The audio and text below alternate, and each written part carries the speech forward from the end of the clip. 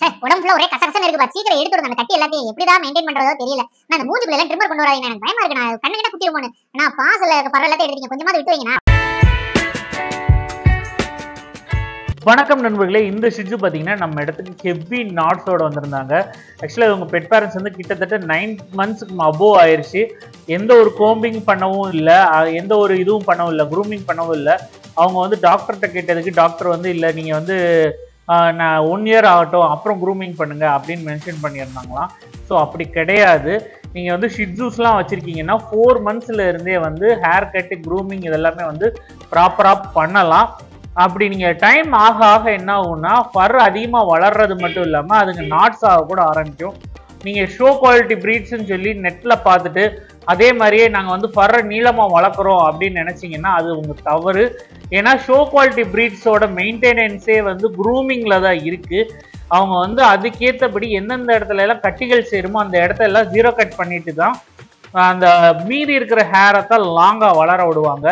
அது நிறைய பேருக்கு தெரியாது. அவங்க வந்து இல்லை உடம்பு ஃபுல்லாக இருக்க ஹேர் தான் ஃபுல்லாக வளரும் அப்படின்னு நினைக்கிறாங்க. அது தப்பு. ஸோ இப்படிலாம் வளர்த்திங்க அப்படின்னா கட்டிகள் அதிகமாக சேர்ந்துடும். வேறு வழியே கிடையாது. நம்ம 0 கட் பண்ணி தான் ஆகணும். இப்போ இந்த ஷிட்ஜுக்கு பார்த்தீங்கன்னா நம்ம பண்ணுறது 0 கட்டு தான். இவங்க ஃபஸ்ட் டைம் தான் வந்திருக்காங்க. இருந்தாலும் நம்மக்கிட்ட வந்து எந்த ஒரு பிரச்சனையும் பண்ணல.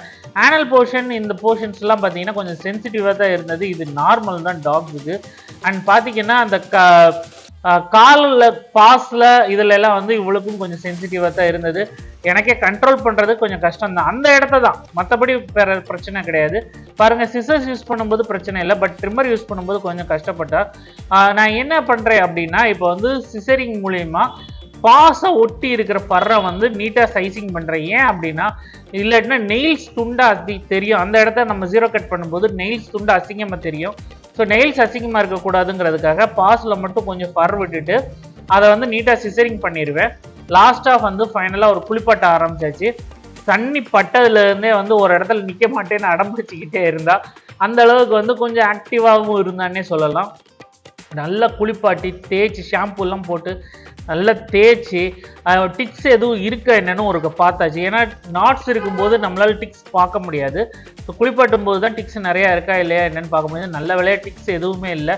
ஃபைனலாக வந்து நல்லா துவட்டிட்டு ஒரு ப்ளோ ட்ரையர் போட்டு விட்டு அவங்கள வீட்டுக்கு கிளப்ப வேண்டிய நேரம் வந்துருச்சு. நீங்கள் பார்க்கலாம், ஃபுல் 0 ட்ரிம் சூப்பராக இருக்காங்க அவங்க. இந்த வீடியோ உங்களுக்கு பிடிச்சிருந்தா லைக், ஷேர்ஸ் அண்ட் சப்ஸ்கிரைப். நம்ம அடுத்த வீடியோவில் பார்ப்போம் கைஸ். பாய்.